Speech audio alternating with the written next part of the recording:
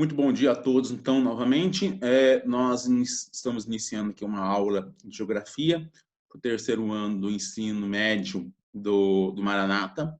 Hoje, dia 7 de agosto, sexta-feira, a última aula da semana, tá? Logicamente que é um momento muito esperado, porque a partir de agora, né, praticamente já começa o final de semana aí, para aqueles que vão conseguir aproveitar. Aí tem uns que têm outras atividades, tem outros afazeres, tem outros que vão aproveitar um pouco melhor, e tem aqueles que vão dar aí uma recapitulada nos estudos, aproveitar o tempo livre do final de semana para dar uma recapitulada nos estudos. Mas, de uma forma ou de outra, fim de semana é sempre bem-vindo, né? Então, vamos aí para a nossa última aula de hoje, última aula da semana, e a gente vai falar um pouquinho ali da urbanização no Brasil, né? De alguns conceitos com relação a esse tema que estão lá na página 86, né? Módulo 19, né? Nós já passamos pela página 85, vamos lá para a página 86, a gente vai falar sobre alguns conceitos. Então, a gente falou já da hierarquia urbana, tá? É uma forma de classificação das cidades, né? Esse assunto é muito importante, então vamos só rever um pouquinho essa questão. A hierarquia urbana é uma forma de classificação das cidades que leva em conta, o grau de polarização dessa cidade. Ou seja, né, a hierarquia urbana é uma forma de classificação das cidades que leva em consideração a capacidade que essa cidade tem de influenciar um determinado espaço, né? A gente falou lá que São Paulo, uma metrópole, até mesmo considerando uma metrópole global, ela tem uma influência além do Brasil. Ela é uma cidade importante ao nível mundial, tá? Então, ela é uma metrópole global, assim como o Rio de Janeiro, tá? São duas cidades brasileiras que são consideradas metrópoles globais. A sua importância ultrapassa o território nacional, né? Temos metrópoles nacionais, ou seja, metrópoles que elas têm uma importância para todo o território brasileiro, como, por exemplo, Brasília, né, indiscutível, Curitiba, Belo Horizonte, Salvador. Temos metrópoles regionais, que elas vão polarizar, ou seja, vão exercer uma influência sobre uma determinada região. É o caso, por exemplo, de Goiânia, é o caso de Belém, né? Belém exercendo uma influência muito grande na região norte, né? Goiânia na região centro-oeste. Temos centros regionais, ou seja, cidades que exercem influência ali nas suas áreas, como, por exemplo, São José dos Campos, exerce uma grande influência ali sobre a região do Vale do Paraíba Paulista, né? Ribeirão Preto exerce uma grande influência ali para aquela área do interior de São Paulo, e assim por diante, tá? Então, esse é um conceito muito importante. Aí a gente explicou bem, rapidinho, mas é um conceito muito importante. A outra questão que aparece aqui, na apostila de vocês, é a questão das megacidades, né? O que são as megacidades? Cidades que apresentam mais de 10 milhões de habitantes, né? As megacidades são cidades globais, né? São centros da economia mundial, né? É lógico que elas são caracterizadas aí como metrópoles globais, né? Cidades importantes em nível mundial, né? E a apostila vai falar um pouquinho melhor, né, sobre essas metrópoles globais, falando do quê? Da influência que elas exercem tanto na questão da economia, na questão da economia, em aspectos internacionais. Então, cidades globais são o quê? São cidades que são grandes centros financeiros, né? São sedes de grandes multinacionais, né? Então, elas têm uma importância muito grande na gestão econômica, né? Elas irradiam um processo tecnológico no mundo todo, por concentrarem importantes multinacionais, por concentrarem importantes centros financeiros, né? Estudos indicam que existem 55 centros que são considerados cidades globais. São 55 cidades que são consideradas metrópoles globais, Nas cidades globais, é logicamente que elas estão, né, nos países mais ricos, né? Exemplos desse tipo de cidade é Nova York, Londres, Tóquio, né? No Brasil, São Paulo e Rio de Janeiro são consideradas metrópoles globais. E aí a apostila vem falando de tecnopolo. Tá? O que é um tecnopolo? É uma cidade, é um polo onde eu concentro centros de desenvolvimento de tecnologia, centros de pesquisa que estão desenvolvendo novas tecnologias, ou seja, universidades, centros de pesquisa, ok? Onde eu concentro centros financeiros que conseguem financiar desenvolvimento econômico e uma indústria que se utiliza tanto dessas inovações tecnológicas quanto desses financiamentos financeiros para produzir, para realizar sua atividade produtiva. Tá? Então, eu vou ter o Tecnopolo, tá? Um local onde eu tenho desenvolvimento de tecnologia, onde tem indústrias de ponta, onde eu tenho instituições financeiras que conseguem financiar esse desenvolvimento econômico.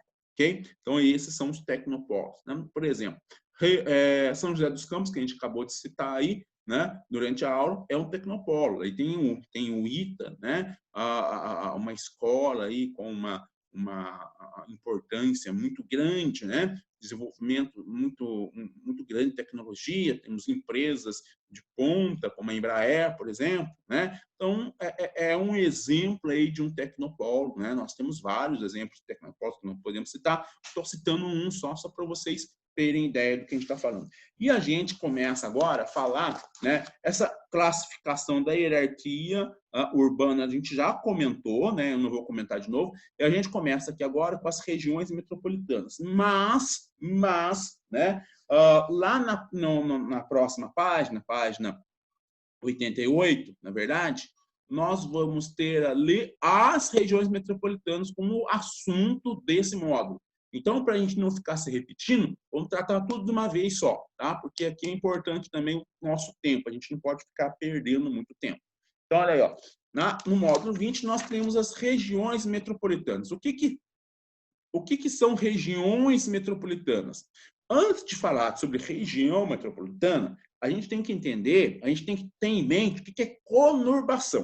O que é conurbação? Conurbação é quando a área urbana de uma determinada cidade se funde com a área urbana da cidade de outras cidades. Né? Então, por exemplo, cidade é sede do município. Cidade é o local onde existe, né, um certo número de pessoas vivendo em caráter permanente, desenvolvendo atividades tipicamente urbanas, ou seja, atividades ligadas ao setor secundário e setor terciário. Né? Quando eu tenho a malha urbana, a estrutura urbana de uma cidade, né, se encontrando com a estrutura urbana de outra cidade, eu tenho a conurbação. Aí isso ocorre? Claro que ocorre. Se você for para São Paulo, por exemplo, né, na chamada Grande São Paulo, você vai ter o quê? Você vai ter muitas áreas conurbadas, né? Na verdade, você vai ter Guarulhos, São Paulo, São Caetano, Santo André, São Bernardo, Diadema, todas essas cidades, né? Todos esses municípios que integram ali a chamada Grande São Paulo, a área urbana acaba se conurbano, né? Acaba se misturando. Tanto é que em alguns locais você está de um lado da rua, você está no município, você atravessou a rua, você está no município vizinho. Né? Então você muda de um município para outro sem que haja uma área rural, né, dividindo essas cidades, dividindo essas áreas urbanas. Tá? Isso é comum, né? Não acontece só em São Paulo, né? Acontece em outras grandes cidades, né? Por exemplo, na região de Campinas, ali existem algumas conurbações, né? A região aqui do Vale do Paraíba também existem algumas conurbações, tá? Então existem aí várias conurbações no Brasil todo, no mundo todo, tá? Muito bem. Bom, entendendo o que é a conurbação, fica mais fácil a gente entender o que são as regiões metropolitanas, tá? Mas a gente tem que entender, em primeiro lugar, que as regiões metropolitanas, elas não são simples conurbações, elas são conurbações. mas elas não são simples conurbações. Por quê? Porque para se ter uma região metropolitana é necessário ter uma lei, né? Então, nós tivemos ali as regiões metropolitanas, elas sendo criadas por leis federais, né? Então, as leis federais criaram essas regiões metropolitanas, tá? Então, regiões metropolitanas são criadas por lei, tá? Não adianta falar que tal área é uma região metropolitana. Não, tem uma lei que criou essa região metropolitana? Não, mas é uma área conurbada, então não é região metropolitana, tá? Região metropolitana é uma espécie específica de conurbação, né? É uma conurbação reconhecida por lei, tá? E então nós temos 26 regiões metropolitanas no Brasil, tá? Temos 26 regiões metropolitanas no Brasil. E por que essas regiões metropolitanas são criadas por lei? Porque é uma conurbação que envolve tantos municípios diferentes. Aí vocês estão vendo aqui, por exemplo, né, o Vale do Aço, composto por 26 municípios, né? Olha aqui, a Grande Belo Horizonte, né? A região metropolitana de Belo Horizonte, 34 municípios, né? A gente for aqui São Paulo, São Paulo, composto por 39 municípios. Então, é uma conurbação entre tamanho número de municípios que há necessidade de haver uma administração centralizada, né? Então, a região metropolitana ela é criada por lei para que a gestão dessa região metropolitana, que na verdade não é um município só, são vários municípios que têm que atuar de forma conjunta. Então, ela é criada por lei, ela é instituída por lei para que a sua gestão, para que a sua administração se dê de forma conjunta entre todos os municípios que a compõem, né? E é lógico que tenha que ser isso, tenha que ter uma administração conjunta. Porque imagina uma cidade onde você está numa rua onde de um lado da rua é um município, do outro é outro município. O que vai fazer a coleta de lixo? Qual o município que vai ser responsável pela coleta de lixo? Distribuição de água, coleta de esgoto, né? As crianças que moram na região vão ser atendidas, ou seja, vão frequentar a escola em qual município? Né? Uma pessoa que está ali na região, que ficou ferida, sofreu um acidente de trânsito ao cruzar a rua, vai ser atendido no hospital de qual município? Então, a gente começar a encarar quem que vai ser responsável pela pavimentação dessa rua, quem que vai recapar o asfalto ali. Então, a rua está no limite entre os dois municípios. Então, tem que ter uma administração conjunta, né?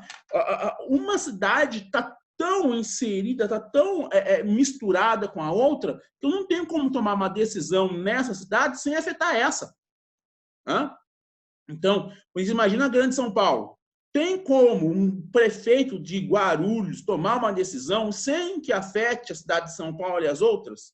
Ou melhor, tem como o prefeito de São Paulo tomar uma decisão sem afetar as demais cidades que fazem parte da Grande São Paulo? Não tem, né? Não tem, porque as pessoas moram numa cidade, trabalham na outra, os filhos estudam na outra, né? O cara frequenta uma academia na outra. Então, ainda mais agora, né, nessa pandemia, né, que os prefeitos estão emitindo decretos, né, regulando muitos dos serviços que são oferecidos, vocês começam a compreender que se não tiver uma gestão unificada, vai virar um caos, né? Então, a região metropolitana é uma espécie, né, especial de conurbação criada por lei para que haja uma administração, uma gestão conjunta entre todos os municípios que compõem essa região metropolitana. Ok? Bom, na página 86, vocês têm lá algumas informações, só voltar na página 86, vocês têm algumas informações aqui sobre as regiões metropolitanas. Não é minha ideia aqui ficar lendo isso com vocês, tá? Os pontos mais importantes estão sendo abordados, tá? Os pontos mais importantes estão sendo abordados e vocês têm aí a apostila para fazer a leitura, tá? de algumas outras questões que vocês acharem interessantes. Se acharem interessantes, que quiserem comentar, vocês têm toda a liberdade de fazer esses comentários, tá? Mas eu não vou me alongar muito aqui, não, tá? Então, a gente viu o módulo 19, módulo 20 é só isso daí, sobre a região metropolitana. Aqui destaca algumas regiões metropolitanas da região de São Paulo, né? A Grande São Paulo, a Baixada Santista, né? A região de Campinas, que são regiões são consideradas regiões metropolitanas aí do estado de São Paulo, né? E a gente, antes de ir para o módulo 21, só destacando aqui um outro conceito envolvendo essa temática, que são as megalópolis, né? Vocês já ouviram falar nisso? O que é uma megalópole? É uma conurbação entre diferentes regiões metropolitanas. É quando grandes áreas urbanas, né, acabam se conurbando. Tá? A gente cita o caso da megalópole norte-americana, né, estadunidense, a Boswash. Então, desde Boston até Washington, toda essa área está conurbada. Lá no Japão, né, de Tóquio a Osaka, né, Hokkaido, tudo tá de Osaka, desculpa, Hokkaido é outra coisa. Tóquio, Osaka, tudo tá, né, conurbado. E aqui no Brasil se fala na megalópole São Paulo, Rio de Janeiro, se bem que não tem uma conurbação ainda em toda essa área, né, mas temos grandes, importantes áreas metropolitanas, áreas de metrópoles entre São Paulo e Rio de Janeiro, né? Todo o Vale do Paraíba ali é uma importante região de desenvolvimento urbano, desenvolvimento econômico, ok? Muito bem. Então, superado essa questão aí, nós vamos para o módulo 21, tá? Falando da agricultura, tá? É lógico que a agricultura ela tem uma importância muito grande para o homem, porque sem agricultura nós não temos os nossos alimentos, tá? A agricultura ela é muito importante para o homem. Para o Brasil, a atividade agrícola também ela é muito importante, né? Ela foi até mais ou menos a década de 40, né? Até 1940, a principal fonte de riqueza do Brasil. Tá? Então, o Brasil, desde a sua colonização até por volta dos anos 40, ele teve como principal atividade econômica a agricultura. Ele teve na agricultura a sua principal fonte de riqueza. Né? A agricultura hoje ainda é uma importante atividade econômica do Brasil. Né? Ela é responsável por cerca de 14% do PIB brasileiro. Ela emprega uma grande quantidade de mão de obra, né?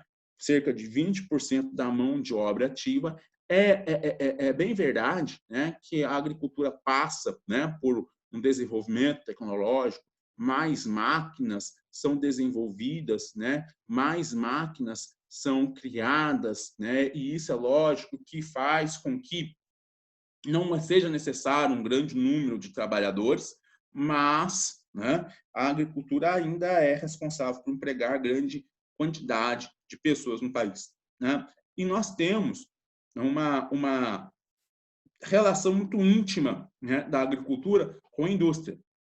Aliás, é a agricultura que fornece a matéria-prima para a indústria.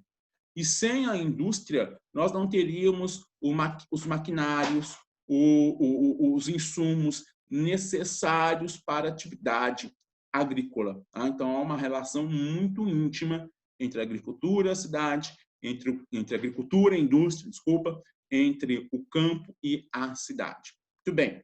Então, nós vimos ali que o Brasil ele tem um grande destaque na agricultura, né? O Brasil é um país que se destaca muito. O agronegócio brasileiro ele se destaca muito. O Brasil é um grande produtor agrícola, tá? É um grande produtor agropecuário. Tá? Agora, por que o Brasil é um grande produtor agropecuário? Nós temos alguns fatores naturais aí. Relevo, o nosso relevo é planáltico, ele é ondulado, tá? Ou seja, é um relevo que não oferece grandes empecilhos à produção agrícola. Bem verdade que nós estamos numa região aqui de planalto, né, onde nem sempre nas nossas encostas aqui é possível a utilização de grandes maquinários. Mas se a gente observar ali, né, interior de São Paulo, né, grande parte de Minas Gerais também, né, mas interior de São Paulo, a região sul, a região centro-oeste, né, região do oeste da Bahia, região do Tocantins, né, região sul do Maranhão, áreas de intensa atividade agrícola são áreas de relevo bastante plano, né, que permite ali a utilização de grandes máquinas sem que isso cause um grande empecilho para a utilização dessas máquinas, né, sem que o relevo cause um grande empecilho para a utilização dessas máquinas. Tá? Nós temos também a questão do clima, né? No Brasil nós temos um clima tropical, né? Então, portanto, nós temos condições aí de produzir, né, produtos que se adaptam bem a essa característica de clima. Então, nós temos aí condições de produzir café, cana, cacau, milho, algodão, são produtos que se adaptam muito bem ao clima tropical, né? Nós tivemos no nosso país a aclimatação da soja. Por quê? Porque a soja ela é um produto típico do clima temperado, mas a soja foi aclimatada, ou seja, né, a soja ela passou a poder ser cultivada também em área tropical. Então, o Brasil adaptou a soja, né, ao clima tropical. Então, nós temos uma grande produção de soja, e nós não podemos esquecer que o sul do país ele tem um clima subtropical, né? Ou seja, um clima muito próximo do clima temperado, que permite o cultivo de produtos como trigo, em que o Brasil não é um grande produtor de trigo, né? Mas se produz trigo no Brasil, uva, entre outros produtos. Tá? Muito bem. Nós temos também, né, uma questão aí que nós temos um clima bastante úmido, né? E isso pode ser um benefício, né? Já que em algumas regiões isso dispensa irrigação, mas pode ser um problema também pelos intensos índices de chuva, né? Então, essa questão climática, o que mais preocupa, né, os agricultores é a questão das secas ou de chuvas muito abundantes. A gente viu aí, né, que no começo do ano, né, nós tivemos, no final do ano passado, começo desse ano, uma seca muito grande no Rio Grande do Sul que prejudicou muito os agricultores da região. Né? Então, essas questões aí envolvendo, né, a quantidade de chuvas ainda preocupa muito os agricultores. Com relação aos fatores naturais, a gente destaca também a questão do solo. Né? O solo brasileiro é um solo que era tido como um solo muito fértil, né? Se falava que o solo brasileiro ele era no Brasil, né? O que se planta tudo dá. Né? Na verdade, o solo brasileiro não é um solo extremamente fértil. Né?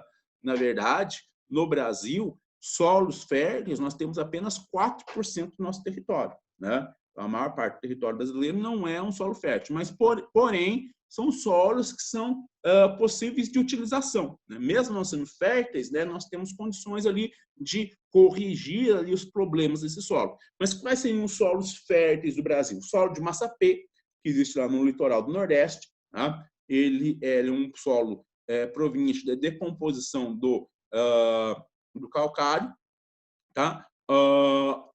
Muito ligado ao cultivo da cana-de-açúcar na região. Né? O solo terra roxa, que se encontra aqui no centro-sul do Brasil, interior de São Paulo e sul do Brasil. Né? É um solo proveniente da decomposição do basalto. Né? É um solo bastante fértil, de cor avermelhada, historicamente utilizado para o plantio de café. E os solos de várzea, né? Os solos que ficam próximos, né, aos rios, são formados por aluviões, ou seja, as cheias desses rios vieram trazendo, né, esse solo e foi depositando esse solo às margens do rio. Né? É um solo bastante rico em humus, é um solo mais acinzentado, mais preto, é bastante fértil e bastante utilizado para o cultivo de produtos que se adaptam ali a maior umidade, como o arroz, por exemplo. Né? Quais são alguns dos principais problemas ligados ao solo. A erosão, né, que é a destruição mecânica dos solos, ó, ou seja, a força das enxurradas, principalmente em solos não cobertos por vegetação, vai provocando a erosão, né, vai provocando a fragmentação do solo, né, leva, né, fragmentos do solo para as partes mais baixas do relevo, né? Isso pode ocasionar problemas maiores, como a vossoroca, a lixiviação, que é a lavagem daquela camada superficial da terra, né, do solo, onde estão localizados os nutrientes, onde está localizada a camada mais fértil do solo, né? E a laterização. Isso, a lixiviação é lavagem, então nós temos a ação das águas, das chuvas, né? Muito comum, porque no Brasil nós temos um clima muito chuvoso, muito úmido, como nós já dissemos, então a lixiviação é bastante comum no Brasil. Tá? E a laterização, que é a formação de crostas ferruginosas no solo, tá? Muito comum na região do centro-oeste brasileiro, tá? Onde o solo ele é bastante ácido, né? Então aí ocorre a laterização. E quais seriam as soluções, né? Soluções é você conseguir ali proteger esse solo, né?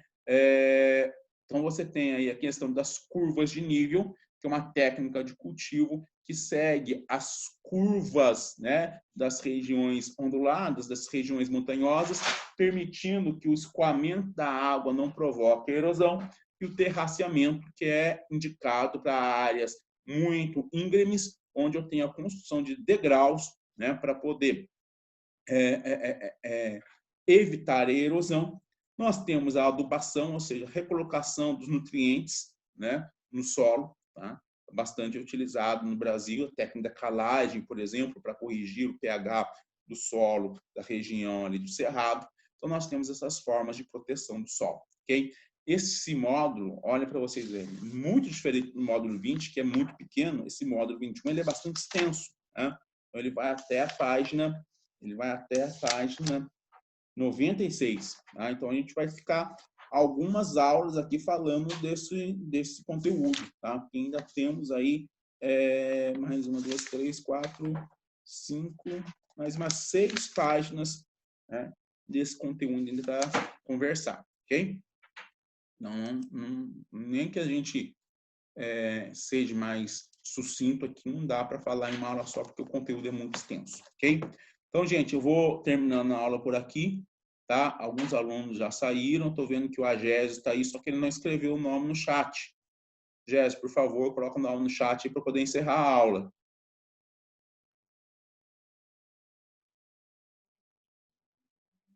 Enquanto a Agésio vai colocando o nome dele aí, gente, eu já vou me despedindo de vocês, tá? Então, mais uma semana se passou, e nós continuamos firmes e fortes aqui, tá? Aproveitem o final de semana na medida do possível, tá? Reserve um tempo para estudo, é importante estar revendo todo o conteúdo, reserve um tempo para estudo, tá? Aproveita também, relaxem também, recarreguem as energias e semana que vem estamos aí, tá? Um abraço para vocês, bom final de semana, até semana que vem. Tchau, tchau, pessoal.